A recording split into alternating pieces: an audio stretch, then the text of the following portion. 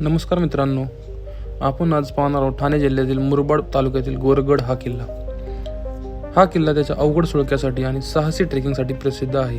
प्रामुख्याने गिरिदुर्ग प्रकारात मोडणारा हा किल्ला नागरी गजबटापासून दूर सह्याद्रीच्या मुख्य रांगेत वसलेला आहे. किल्ल्याचे वैशिष्ट्य आणि इतिहास जर पाहिला तर या किल्ल्याचे नाव नाथ संप्रदायातील संत गोरक्षनाथ यांच्यावरून पडले आहे. त्यांनी येथे साधना केली होते असे मानले जाते आणि सातवाहन काळापासून सुमारे 5000 वर्षांपूर्वी या किल्ल्याचा वापर नाणेघाट ते जुन्नर या प्राचीन व्यापारी मार्गावर लक्ष ठेवण्यासाठी आणि संरक्षणासाठी केला जात असे. शिवाजी महाराजांच्या काळातही या किल्ल्याचे मोक्याचे स्थान महत्त्वाचे होते. आणि ह्या किल्ल्याची जर रचना पाहिली तर किल्ल्यावर पिण्याच्या पाण्याचे खडकात कोरलेले टाकी आणि राहण्यासाठी मोठी लेणी आहेत.